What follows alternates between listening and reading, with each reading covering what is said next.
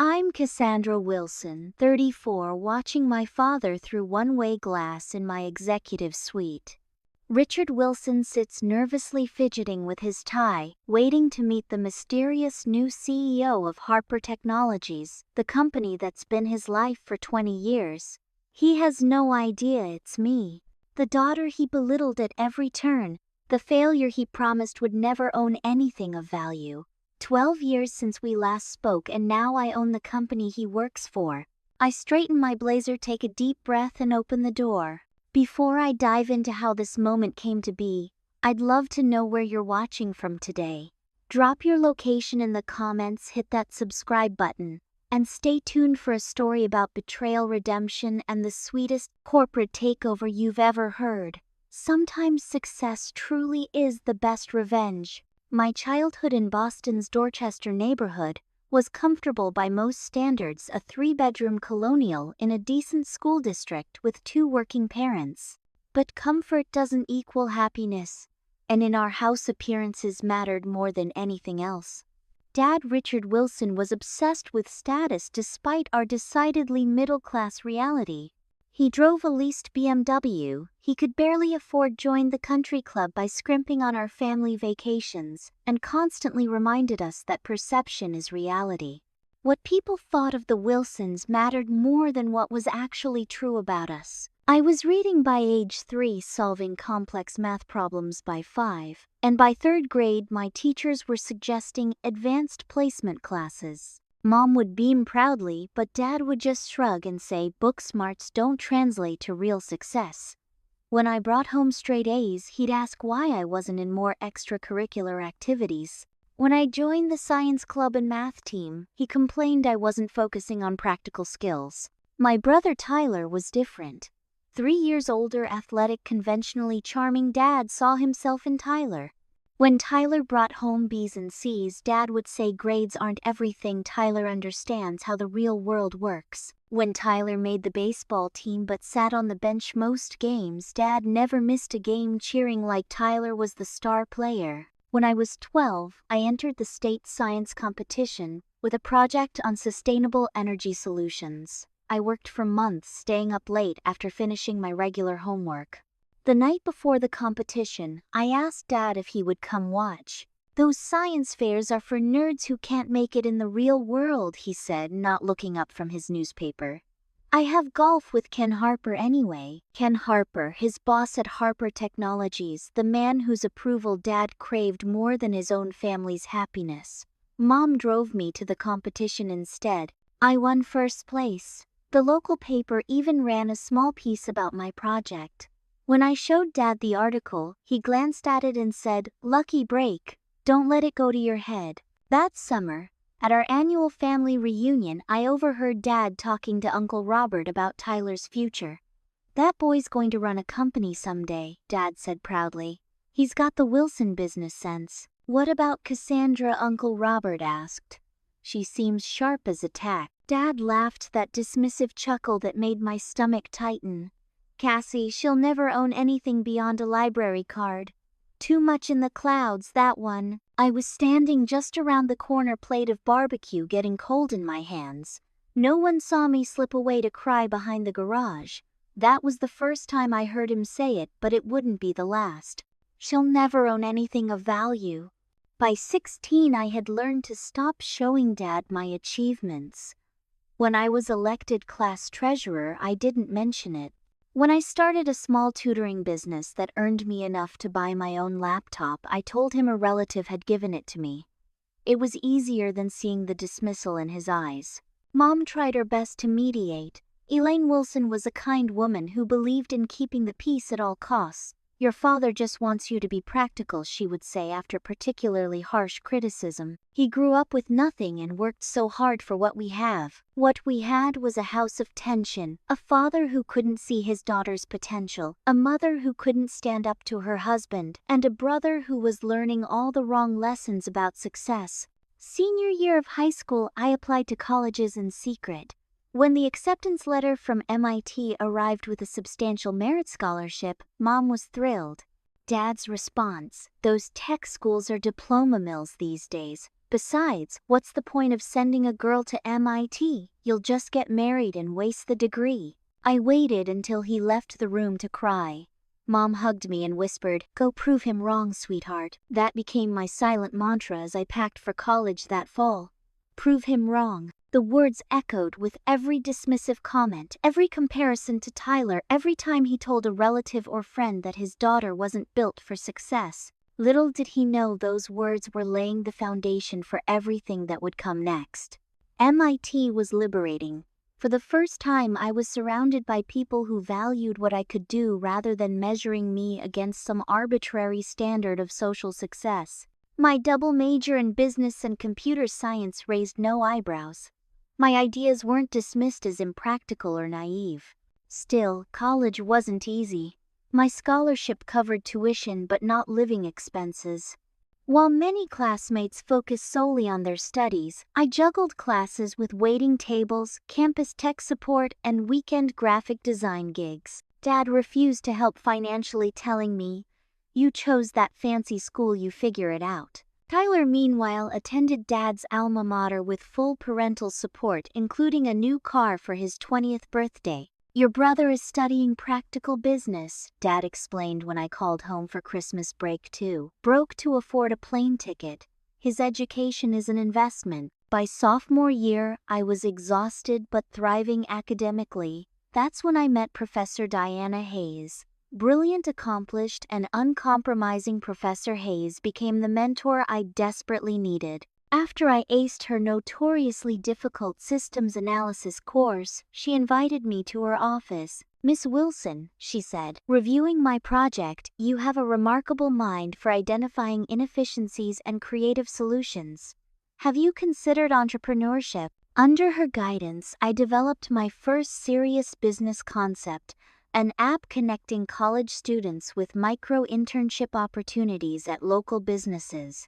The idea won the university's innovation contest, which came with a small cash prize and business development support. Excited and hopeful, I called home. For once, Dad seemed interested. He asked thoughtful questions about the business model and market analysis. Encouraged by his apparent support, I mentioned I was seeking initial investors for a proper launch. "You should talk to your Aunt Rachel," he suggested. "She just sold her rental properties and mentioned wanting to invest in something new." I was stunned by his helpfulness. Maybe he was finally seeing my potential. Maybe the concrete business plan had convinced him I wasn't just a dreamer.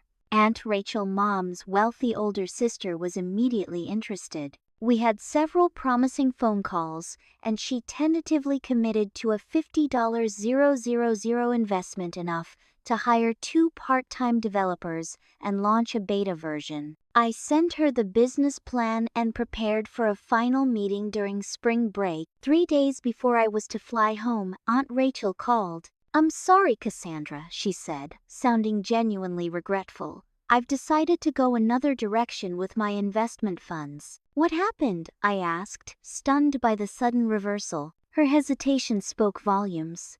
I discussed it with your father, and he raised some concerns about your experience level. He suggested I wait until you have more business maturity." My heart sank. "Did he offer any specific criticisms of the business plan?" Another pause. "He said you've always been impractical, that you jump from idea to idea. He mentioned something about a library card." The library card comment confirmed my worst suspicions.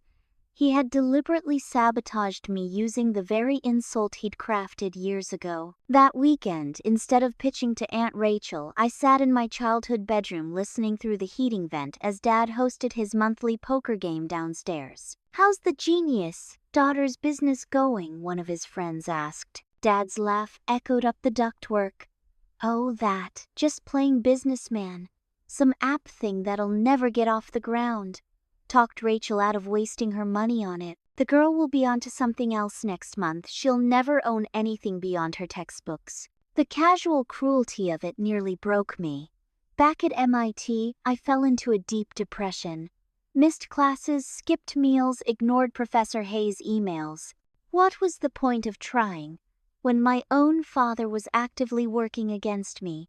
After 2 weeks of my disappearance from her class, Professor Hayes tracked me down at my off-campus apartment. "This isn't you, Cassandra," she said, taking in my unwashed hair and the pile of neglected assignments. "What happened?" Through tears, I told her everything: Dad's lifelong dismissal, the sabotage with Aunt Rachel, the overheard poker conversation.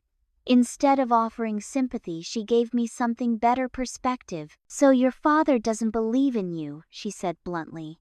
"That's his failure, not yours. The question is, do you believe enough in yourself to prove him wrong, not just with words but with actions?" That night, I created a small campus networking platform that matched study groups based on learning styles and schedules. It was simple but effective, and within a semester, half the student body was using it. It didn't make me rich, but it proved the concept worked. Better still, Professor Hayes introduced me to Marcus Green, an angel investor who specialized in campus-born startups. He was intrigued by both my successful campus platform and my original micro-internship concept. "Your father is an idiot," he said bluntly after I nervously shared my family background during our third meeting. "No offense, but anyone who can't see your potential shouldn't be in business themselves." As junior year ended, I made myself a promise I would succeed, not despite my father's disbelief but completely outside his sphere of influence. I would build something remarkable, and I would do it without the Wilson name opening a single door. I graduated from MIT summa cum laude on a perfect spring day. The commencement speaker talked about changing the world, and for once, those words didn't sound like a cliché to me. They sounded like a plan. My parents attended the ceremony, of course. Dad couldn't skip an event where other parents might notice his absence. He stood stiffly in his expensive suit, shaking hands with my professors and classmates' parents, playing the role of proud father while never quite looking me in the eye. "Impressive ceremony," he said afterward, which was as close to a compliment as I was likely to get. "But the real test is what you do with that fancy degree. Tyler's already assistant manager at Baxter Financial, you know." I accepted a position at Meridian Tech, a struggling mid-size firm specializing in business software. The salary was lower than other offers I'd received, but the role came with something more valuable: hands-on experience across multiple departments in a company that needed innovation to survive. Within 6 months, I identified critical inefficiencies in their inventory management system that were costing the company thousands each quarter. My proposed solution saved Meridian over $200 0 inches the first year of implementation. The CEO personally thanked me, but the company was still struggling against larger competitors with deeper pockets. That's when I met Zoe Mitchell.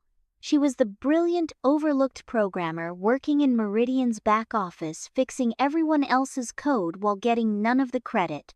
We bonded over late-night debugging sessions and shared frustrations about wasted potential. "The inventory system you designed should be a standalone product," Zoe said one night as we shared takeout in the empty office. "Companies everywhere have the same problems Meridian does." Her words crystallized something I'd been thinking for months. We started working nights and weekends building a more robust, scalable version of my inventory system. We called it Flow Logic software that could integrate with existing systems while dramatically improving efficiency and reducing costs. 6 months into our side project, we had a working prototype.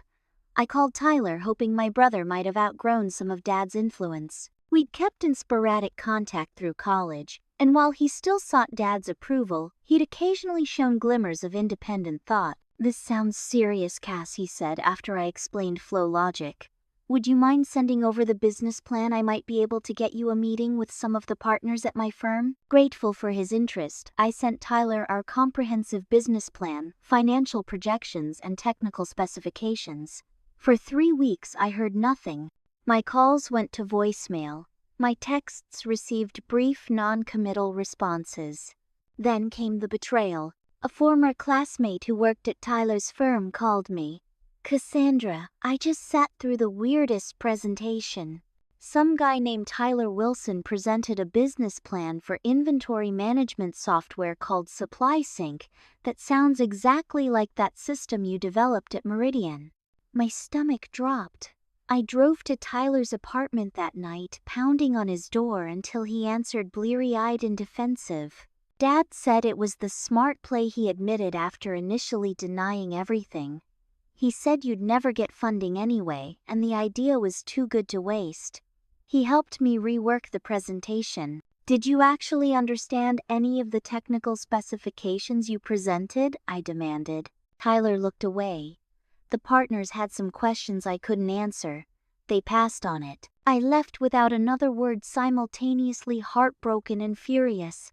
Dad had not only convinced my brother to steal my work, he'd ensured the theft would fail due to Tyler's lack of technical knowledge. It wasn't just about preventing my success. It was about controlling the narrative that I couldn't succeed.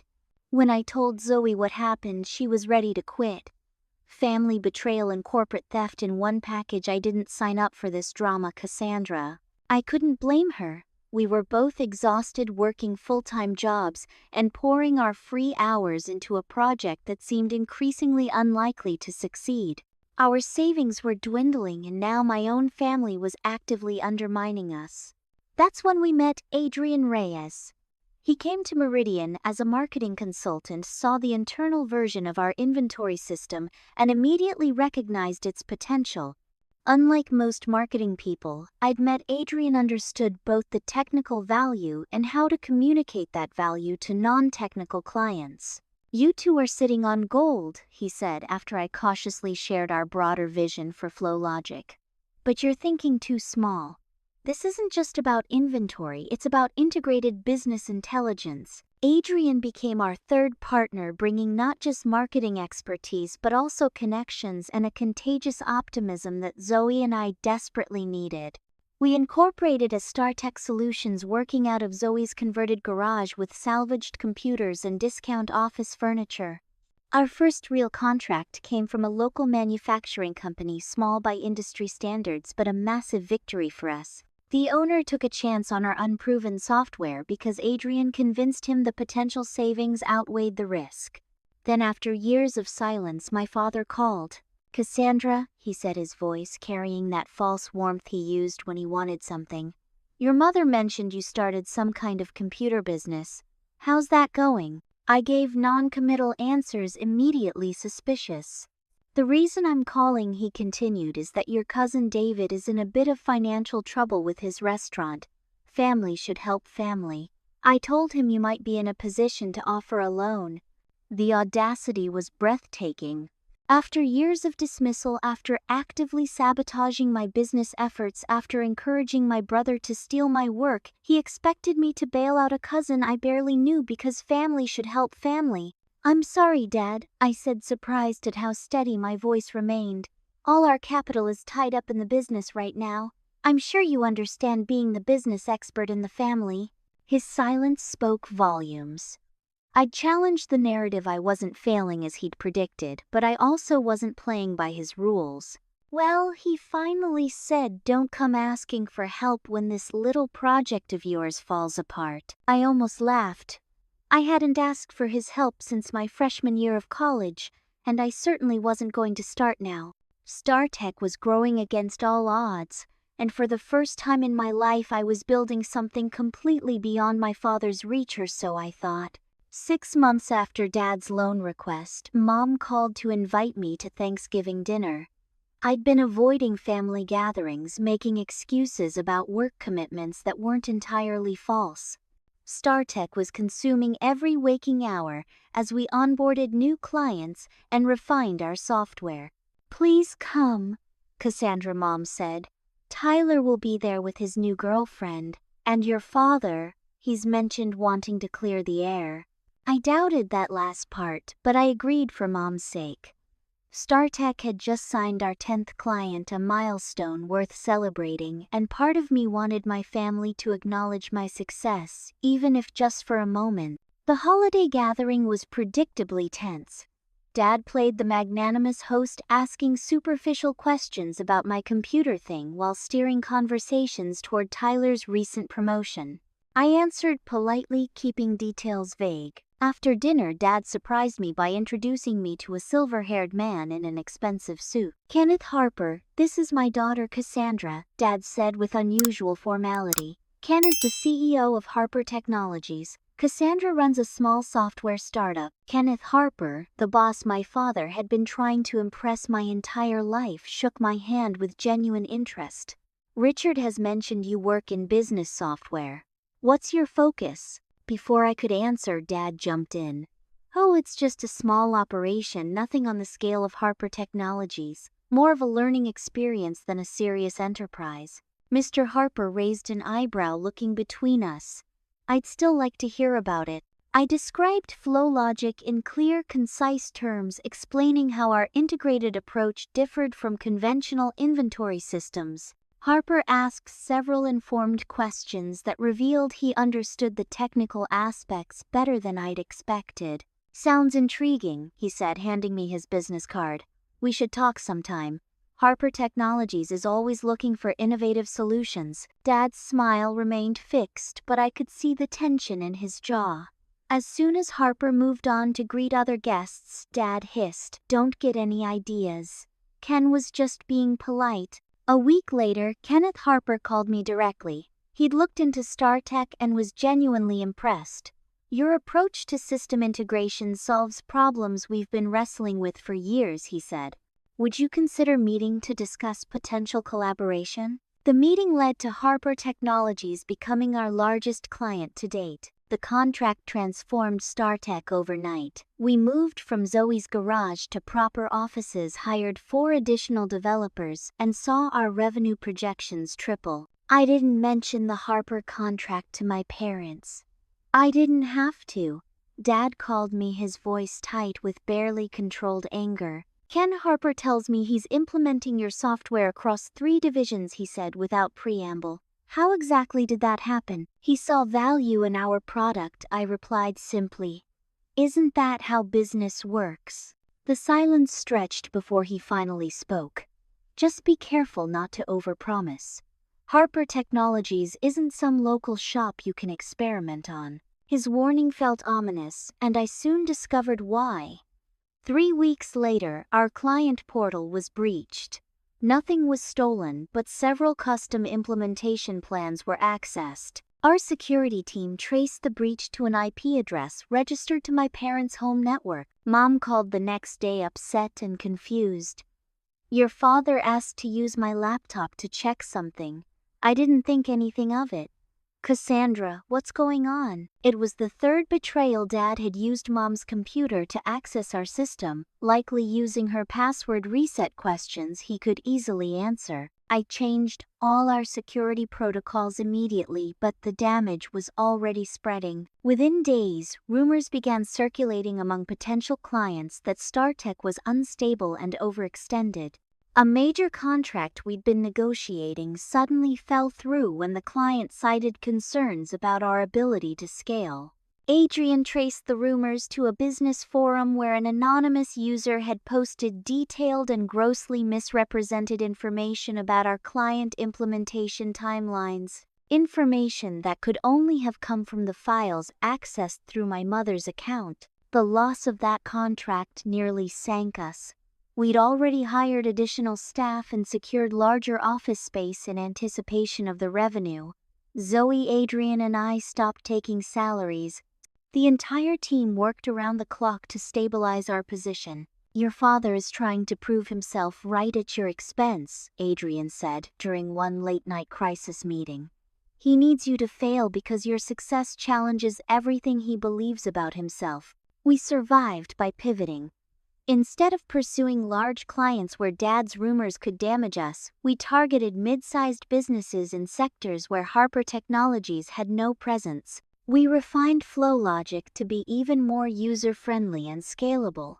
We cut costs everywhere except security and client service. 6 months of relentless work later, StarTech wasn't just surviving, we were thriving in our new market segment.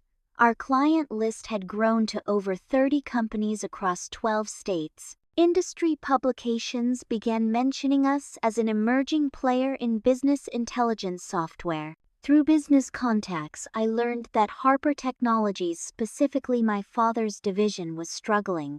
Their legacy systems weren't keeping pace with industry changes, and internal development efforts had stalled. Kenneth Harper was reportedly considering restructuring options, including potential acquisition by larger tech firms. I thought about my father's face when he realized Ken Harper valued my work. I thought about the family dinner where he'd once again declared I'd never own anything of value. I thought about the sleepless nights his sabotage had caused our entire team. And then I thought about the opportunity presenting itself, an opportunity that would either bring this cycle of betrayal to an end or escalate it beyond anything we'd experienced before. What would happen? I asked Zoe and Adrian during our weekly strategy meeting if StarTech acquired Harper Technologies. The 3 years following our pivot had transformed StarTech Solutions. What began as a struggling startup in Zoe's garage had evolved into an industry innovator with over 200 employees across offices in Boston, Chicago, and Austin. Our client base had expanded to include over 150 companies, from regional businesses to multinational corporations. Throughout our growth, I'd maintained a deliberately low public profile.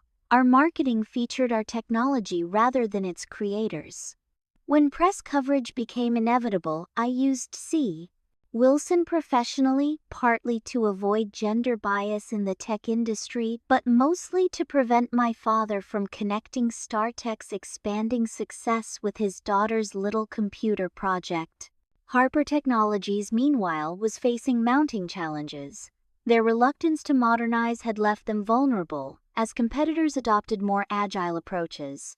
Kenneth Harper, nearing retirement age, had begun exploring exit strategies for the company he'd built over 30 years. When Business News reported Harper Technologies was quietly seeking acquisition offers, I spent weeks analyzing the potential move from every angle. Acquiring my father's company would require nearly all of StarTech's available capital plus additional financing. The business case was solid. Their client list and industry position would accelerate our growth by years, but the personal implications were impossible to ignore. Are we considering this because it makes business sense, or because you want to prove something to your father? Adrian asked during a particularly tense strategy session. Both, I admitted. The acquisition makes financial sense, but I'd be lying if I said there wasn't a personal element. Zoe, ever practical, presented a detailed analysis of Harper's financials. They're undervalued because of outdated management and systems, but their client base and market position remain strong. With our technology integrated into their existing framework, we could realize a 40% efficiency improvement in the first year alone. We debated for weeks, examining every potential outcome. The decision wasn't just about business, it was about whether I wanted to bring my father back into my life even as an employee, whether the satisfaction of the reveal would outweigh the trauma of our history. What finally decided me was a conversation with Tyler at our grandmother's 80th birthday party. We'd gradually rebuilt a cautious relationship after his business plan theft, largely because he'd eventually stood up to Dad and apologized to me directly. Dad's been impossible at family gatherings lately, Tyler confided. Harper Technologies is struggling and he's blaming everyone but himself. Last Sunday dinner he went on another rant about how you got lucky with that computer thing, but it's all smoke and mirrors. He's still saying that I asked, genuinely surprised that my success hadn't at least earned some grudging respect. Tyler nodded grimly. His exact words were, "She'll never own anything of real value. That's not who she is." Something crystallized in that moment. This wasn't just about revenge or validation. My father was continuing to spread his toxic narrative, potentially influencing other young women in the family the way he'd tried to limit me. The cycle needed to end. I returned to the office the next day with clarity. We're pursuing the acquisition, I told Zoe and Adrian. but we'll create a shell corporation to keep StarTech's involvement confidential until the deal is complete. We formed Horizon Acquisitions LLC, with anonymous ownership, engaged top-tier legal representation, and approached Kenneth Harper with our offer. Harper, impressed by our financials and vision for the company's future, entered negotiations. Dad, as Harper's Director of Business Development, would have been consulted on the acquisition, but he likely assumed Horizon was just another corporate raider. The negotiations progressed smoothly, with Harper himself acting as the primary contact. The ethical questions kept me awake at night. Was I crossing a line by keeping my involvement secret? Was I becoming as manipulative as my father? I consulted with mentors, including Professor Hayes, who had remained a trusted advisor. The difference, she told me, is intention. You're not doing this to hurt him or control him, but to free yourself from his narrative and potentially improve the company he's failed to modernize. Just be sure you can look in the mirror afterward. After 3 months of careful negotiation, due diligence, and financial arrangements, we signed the preliminary acquisition papers.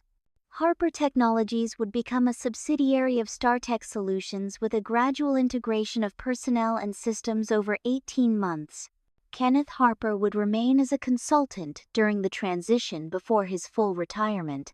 Only a handful of people knew that C. Wilson, the elusive CEO of StarTech, was Richard Wilson's daughter. Kenneth Harper himself didn't make the connection until our final meeting, when he examined my identification for the contract signing. His eyebrows shot up. Cassandra Wilson. Any relation to Richard Wilson in our business development division? Yes, I answered simply. He's my father. Harper studied me for a moment, then smiled slightly. Well, that explains a few things. He's never mentioned his daughter runs StarTech. He doesn't know, I said, and I'd appreciate your discretion until the formal announcement. Harper nodded thoughtfully. Family business can be complicated. For what it's worth, I've always thought Richard underestimated the changes coming to our industry. Perhaps this will be educational for him. I signed the final papers with mixed emotions. In 30 days, the acquisition would be announced publicly. In 30 days, my father would learn that his prediction had not only failed to come true, but had been completely inverted. In 30 days, I would own the company that had been the center of his professional identity for 20 years. It was a chess move that would either end the game or escalate it to an entirely new level. Either way, there would be no going back. The first month after the acquisition was carefully orchestrated. We announced that Harper Technologies had been acquired by Horizon Acquisitions, with StarTech Solutions revealed as the parent company behind Horizon. I remained anonymous in press releases, listed only as C. Wilson, CEO. Dad called home that night in a panic. Mom later told me he paced the living room for hours, alternating between fury that he hadn't been consulted more thoroughly and anxiety about his position in the new structure. They're saying it's some tech company run by someone named C. Wilson, he told Mom. Probably some Silicon Valley hotshot who'll gut the place and fire anyone over 40. I monitored the integration from our Boston headquarters, receiving daily reports from the Harper transition team. The initial changes were subtle efficiency audits, system evaluations, department reviews. We deliberately maintained normal operations while gathering information. Dad's department was among the most resistant to the assessment process. Reports described him as uncooperative and dismissive of new protocols.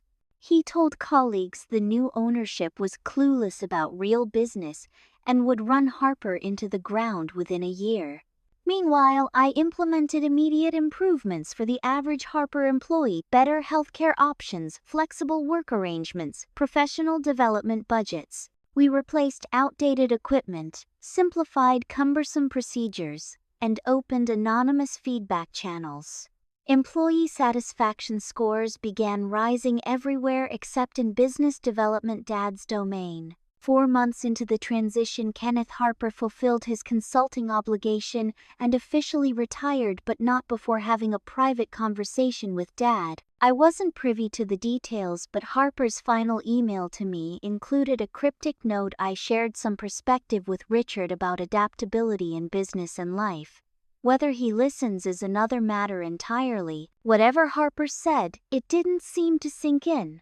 Dad's performance continued to decline. He missed targets, resisted collaborative initiatives, and became increasingly isolated within the company. His performance reviews, conducted by managers who had no knowledge of our relationship, documented territorial behavior and resistance to necessary evolution. The most difficult decision came 6 months post-acquisition. StarTech's integration team unanimously recommended restructuring the business development department, including significant personnel changes. Based purely on performance metrics, Dad would be first on the list for potential termination. If he were anyone else, the decision would be clear, Adrian pointed out during our executive review. But he's not anyone else, I countered. And I won't have him or anyone else saying I acquired Harper Technologies to fire my father. Instead, we created a lateral position, special advisor for legacy accounts, that would utilize Dad's long-standing client relationships while limiting his ability to obstruct progress. It was a role that respected his history with the company while acknowledging his limitations. Dad interpreted the move as a demotion, which it technically was, though we maintained his salary and benefits. His response was to become even more bitter, telling colleagues that the mysterious C. Wilson was destroying Harper's legacy. The irony might have been amusing if it weren't so sad. 7 months into the integration, Mom called me in tears. "Your father is obsessed with this acquisition," she said. "He's hardly sleeping, constantly checking business news for information about this C. Wilson person. Last night he said he's going to find out who's behind this takeover if it's the last thing he does." I felt a twinge of guilt. The original plan had been to reveal myself after 6 months, but I'd repeatedly delayed the conversation. Part of me feared the confrontation. Part of me thought more time might help Dad adjust to the new reality. And yes, part of me, the part still healing from years of dismissal, enjoyed knowing I had succeeded beyond his wildest imagination. The decision was made for me when Dad made his most desperate move yet. During a family dinner, he told extended family members that StarTech Solutions was under federal investigation for securities fraud, and that C. Wilson will probably be in handcuffs by year's end. It was a complete fabrication, but several relatives called me concerned, including Tyler. "He's out of control, Cass," Tyler said. "He's so desperate to prove this acquisition was a mistake that he's making things up. Someone at Harper could hear these rumors and take them seriously." It was the 5th betrayal, spreading malicious lies about my company to family members out of pure spite. The potential damage to StarTech's reputation, even from baseless rumors, couldn't be ignored. The next morning, I instructed Human Resources to schedule Richard Wilson for a comprehensive performance review with the CEO. The meeting was set for the following Monday at 10 a.m. Dad spent the weekend telling anyone who would listen that he was finally going to meet the mysterious C. Wilson face to face. Mom reported that he'd bought a new tie for the occasion and rehearsed confrontational questions in front of the bathroom mirror. "He thinks this meeting is his chance to prove himself indispensable," she said, unaware that I was the CEO in question, or to gather dirt on the new ownership. "I'm worried about what he might do, Cassandra." "Don't worry, Mom," I assured her. "Everything will be resolved soon." When Monday arrived, I flew to the Harper Technologies headquarters in Chicago. I had visited several times since the acquisition, but had always maintained a low profile, introduced only as a StarTech executive to those who noticed me. I arrived early using the private entrance to the executive suite. Through the one-way glass of my temporary office, I watched my father arrive in the reception area 20 minutes early, straightening his new tie and checking his reflection in his phone screen. The receptionist offered him water, which he declined. He sat stiffly, reviewing notes he'd prepared, occasionally checking his watch. As 10 o'clock approached, his leg began to bounce with nervous energy. I took a deep breath, straightened my blazer, and prepared to face my father for the first time in 12 years. At precisely 10:00 a.m. I opened the door to the reception area. Dad stood immediately, extending his hand with the confident smile he reserved for business situations. "Richard Wilson, business dev." His voice died mid-sentence as recognition dawned. His hand remained suspended between us, forgotten. "Hello, Dad," I said calmly. "I'm C. Wilson. Please come in." His face cycled through expressions: shock, confusion, disbelief, and finally a hardening suspicion, as if this must be some elaborate trick. "Cassandra, what are you doing here? Where's the CEO?" "I am the CEO, Dad. StarTech Solutions acquired Harper Technologies 7 months ago. I'm your boss." He stared at me, mouth working silently. Then he looked past me as if expecting the real executive to appear and explain the joke. When no one appeared, his eyes narrowed. "This is impossible," he said flatly. "You can't be. There's no way you could afford. This is some kind of stunt." "It's not a stunt," I replied, motioning toward my office. "And we have a lot to discuss. Shall we?" He followed me in a daze, movements mechanical. Inside, he took in the temporary office with my name on the desk plaque, the StarTech logo on the wall, and finally, the acquisition documents displayed on my tablet. How he finally managed. "The same way anyone builds a successful company," I said. "Hard work, innovative thinking, strategic planning, and a great team. Everything you always told me I couldn't do." Dad sank into a chair without waiting for an invitation. "Does your mother know about this?" "No. No one in the family knows except Tyler, and he only found out last week." His expression darkened at the mention of my brother. "Tyler knew and didn't tell me, my own son. I asked him not to. This conversation needed to happen directly between us." Dad's shock began giving way to anger, familiar territory for him. "So this whole acquisition was what, some elaborate revenge scheme? You bought Harper Technologies just to humiliate me?" "No, Dad. We bought Harper Technologies because it made business sense. Your company has valuable clients, market position, and industry expertise. What it lacks is modern technology and forward-thinking leadership. StarTech can provide both. And my role in all this, were you planning to fire me from the beginning?" His voice had taken on the combative edge I remembered from childhood arguments. "If I wanted to fire you, you'd be gone already," I said evenly. "Your performance reviews alone would justify termination. Instead, we created a position that honors your experience while limiting the damage your resistance to change can cause." His face flushed. "Damage? I built the relationships that kept this company profitable for 20 years. And you've spent the last 7 months undermining the transition, refusing to cooperate with assessment teams, and most recently spreading false rumors about StarTech being under federal investigation." His eyes widened slightly. He hadn't expected me to know about that. "I have every conversation documented." I continued, sliding a folder across the desk. "Emails where you disparage the new ownership. Meeting notes where you deliberately obstruct progress. Reports from colleagues about your increasingly erratic behavior." Dad flipped through the pages, his hands shaking slightly. "You've been spying on me." "No, Dad. I've been evaluating an underperforming employee who happens to be my father." I leaned forward. "Did you really think I wouldn't find out you used Mom's computer to access StarTech's client portal? Or that you were the source of those rumors that cost us the Westfield contract?" His face showed a flicker of guilt before hardening again. "I was protecting Harper's interests. You were sabotaging a company you perceived as a threat, using information you obtained unethically. If you weren't my father, we would have pursued legal action." For a moment, vulnerability cracked through his defensive facade. "Why didn't you tell me from the beginning? Why this elaborate charade? Would you have behaved differently if you'd known, or would you have worked even harder to undermine me? Be honest, Dad." He had no answer for that. I softened my tone slightly. I gave you 7 months to adapt to new leadership to demonstrate your value to the company moving forward.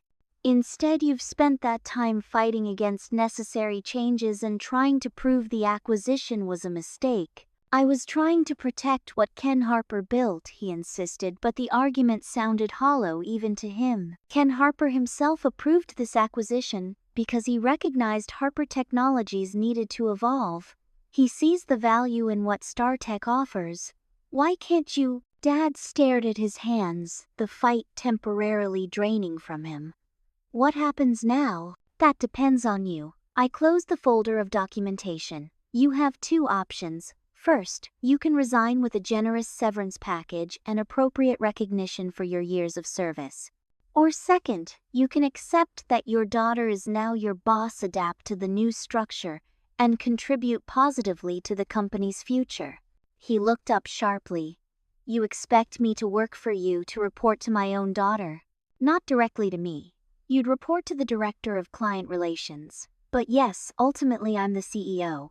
That's the reality, Dad. This is all some elaborate scheme to humiliate me, he muttered. But there was uncertainty in his voice. To get back at me for what? Not praising you enough as a child. The dismissiveness of his characterization stung, but I kept my expression neutral. This isn't about praise, Dad. It's about years of active undermining. It's about you telling everyone who would listen that I'd never own anything of value.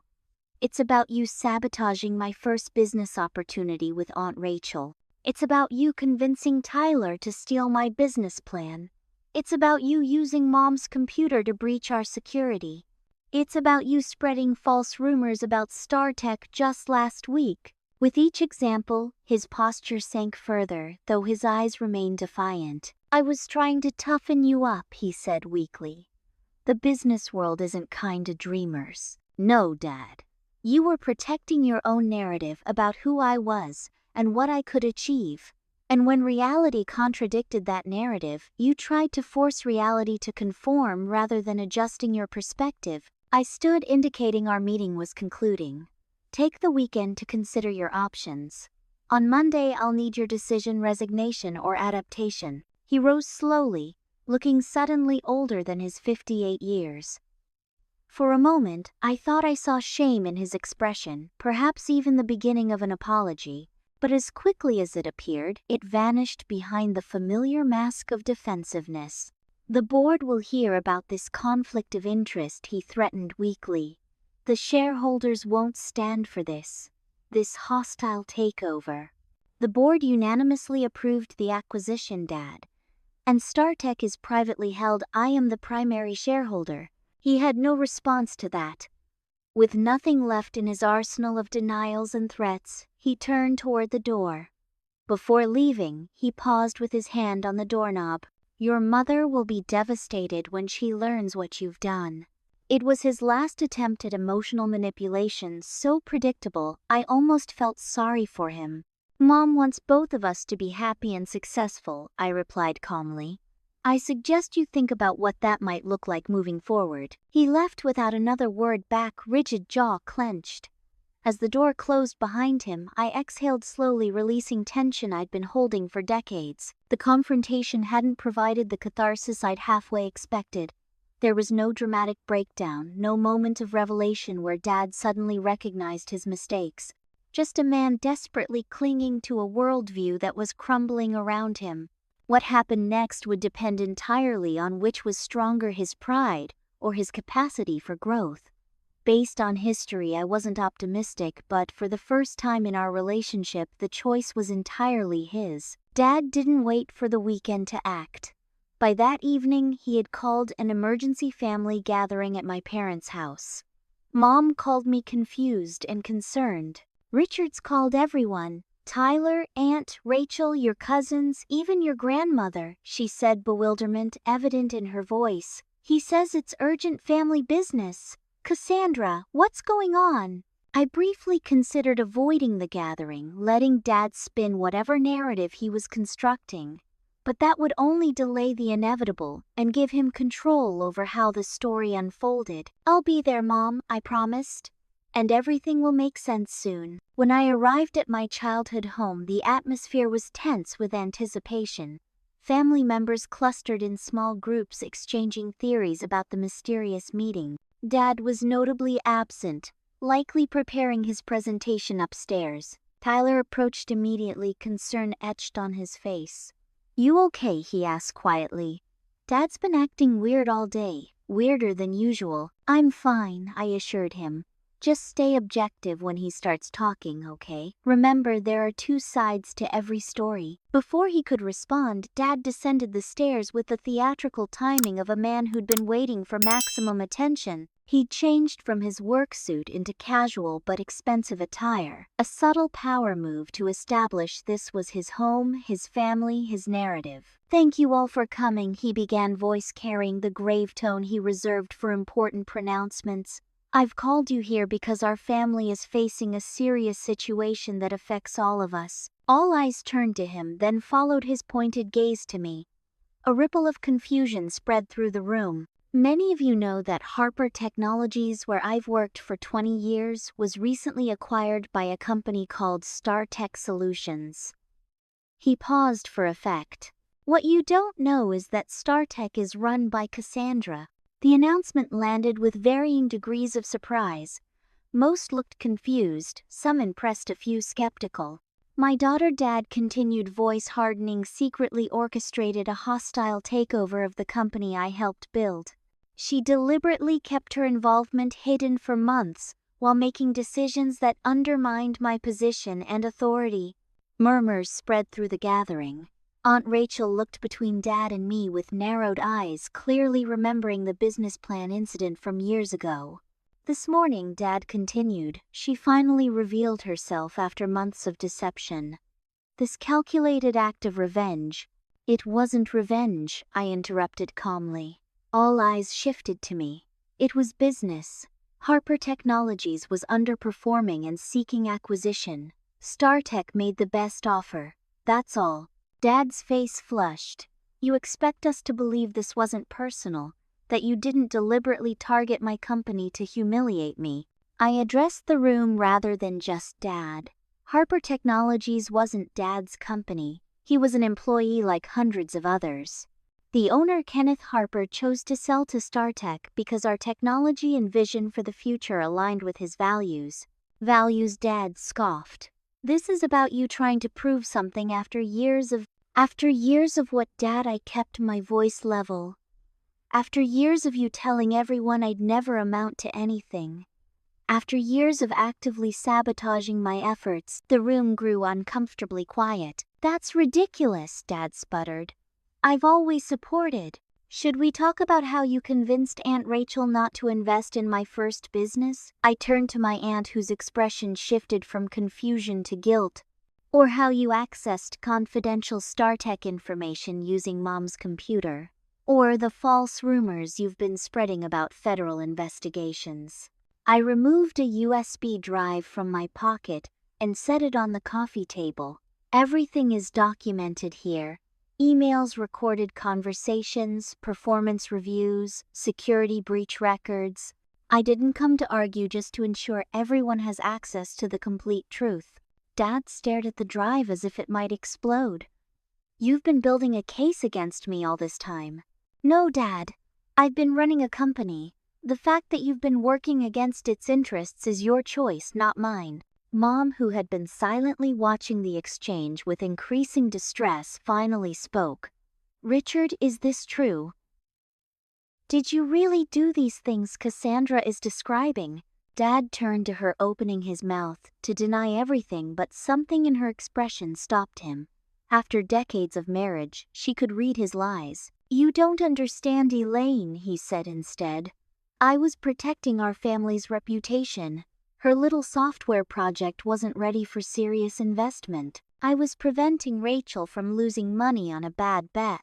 "That wasn't your decision to make," Aunt Rachel said quietly. "I'm a grown woman capable of assessing my own investments. You told me Cassandra was unstable and impulsive, that she'd waste my money.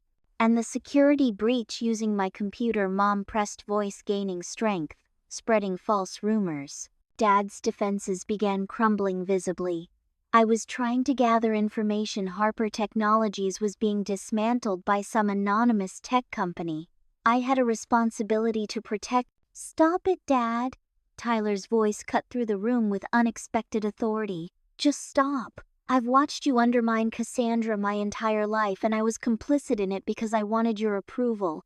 When I stole her business plan, I knew it was wrong, but you convinced me it was justified. That's on me for being weak, but it's on you for the manipulation."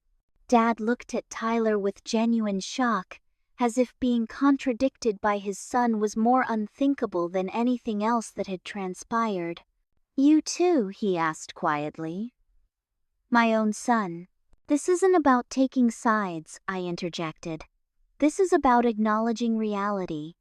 Dad, you've spent years creating a narrative that I would fail because my success threatened your self-image. I'm not asking for apologies or trying to punish you. I'm simply refusing to participate in that narrative any longer." The room fell silent as family members processed everything they'd heard.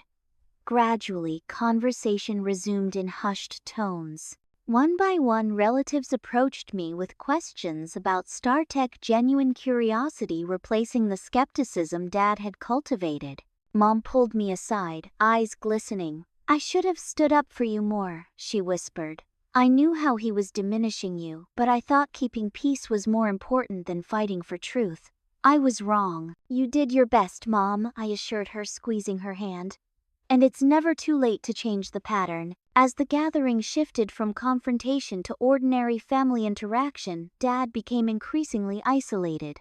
His careful construction of family opinion was unraveling before his eyes. When his attempts to regain control of the conversation were met with polite but firm redirection, he retreated to his study. Tyler found me as I was preparing to leave.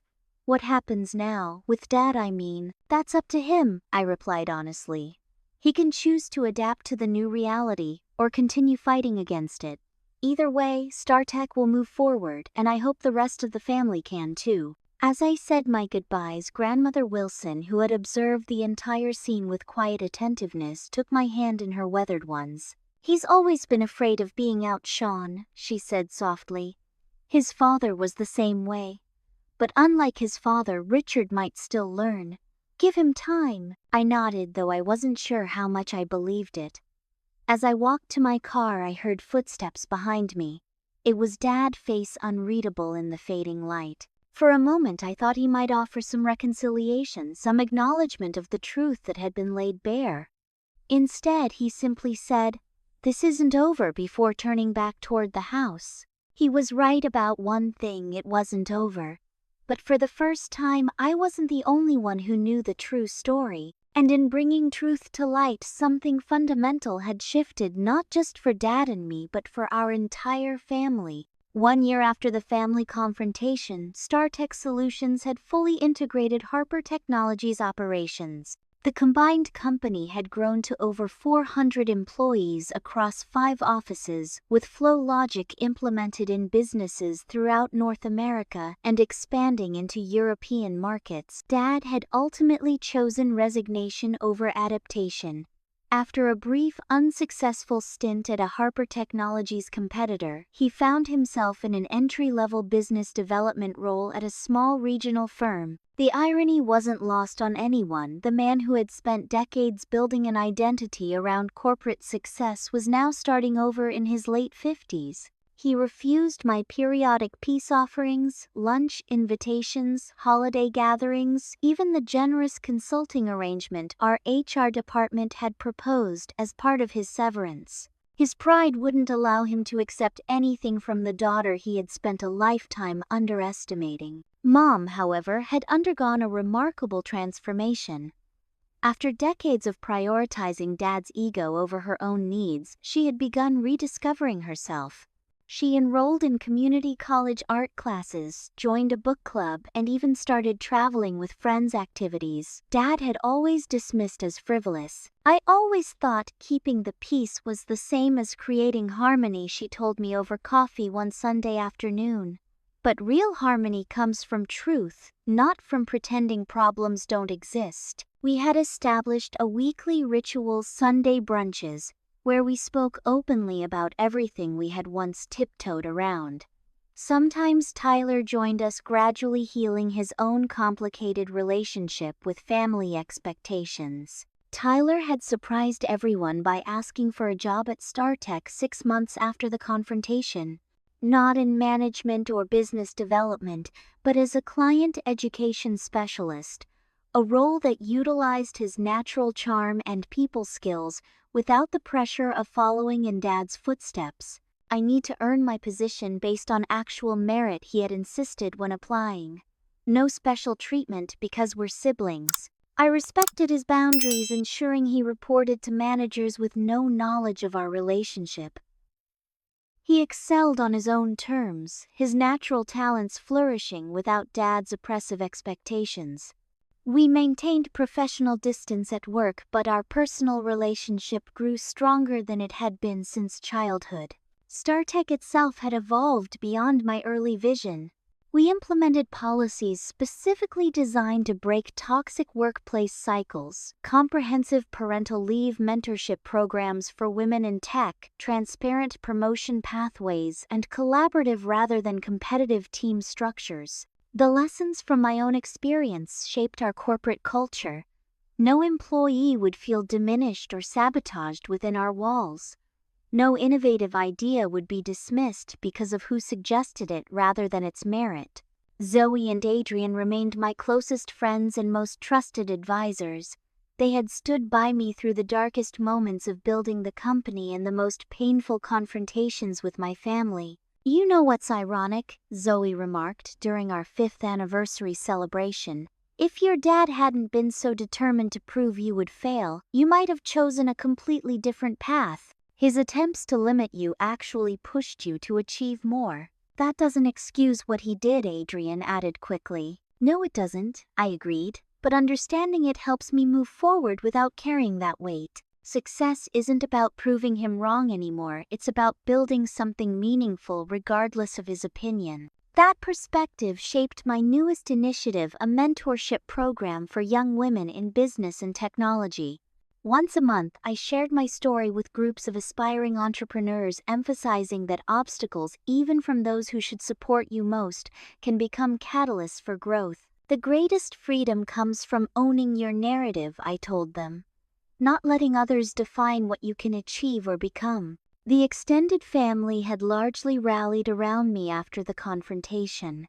Aunt Rachel became an enthusiastic investor in our expansion initiatives. Cousins who had once believed Dad's dismissive characterizations now sought my advice on their own business ventures. Even Grandmother Wilson, now in her 90s, proudly told her friends about her granddaughter, the CEO. Healing wasn't linear or complete. There were still family gatherings where Dad's absence left a palpable void. There were still moments when a passing comment would trigger memories of childhood belittlement. There were still nights when I wondered if reconciliation would ever be possible, but those moments no longer defined me. They were chapters in my story, not its conclusion. On a crisp autumn morning, I was walking to a local coffee shop when I spotted a familiar figure on the opposite sidewalk. Dad Grayer, and somewhat diminished in his off-the-rack suit, waiting for the crosswalk signal. He saw me at the same moment. For several seconds, we simply looked at each other across the distance. Then, almost imperceptibly, he nodded the barest acknowledgement of my existence. I returned the gesture, neither of us moving to cross the divide between us. It wasn't forgiveness or reconciliation, but it was recognition of my reality, my success, my worth. After a lifetime of being told I would never own anything of value, that small gesture felt significant. As the light changed, and we continued in opposite directions, I reflected on what ownership truly meant. It wasn't just about possessing a company or achieving financial success. It was about owning my story, my choices, my future, free from the limitations others had tried to impose. Dad had been wrong. I owned many things of value: a thriving company, genuine relationships, and most importantly, the truth of who I was and what I could accomplish. No one could take that ownership away, not even the man who had spent decades trying. Some wounds may never fully heal, but they can become sources of wisdom and strength. Some relationships may never be what we wish they could be, but we can still build meaningful connections elsewhere. Some people may never see our true value, but that doesn't diminish what we're worth. In the end, the most important person who needs to recognize your value is you. That's the ownership no one can challenge. What about you? Have you ever had someone underestimate your potential or try to limit your dreams? How did you respond to that challenge? I'd love to hear your stories in the comments below. And if this journey resonated with you, please like, subscribe, and share with someone who might need to hear that their value isn't determined by those who fail to see it. Thank you for listening. And remember, own your story, own your worth, own your future.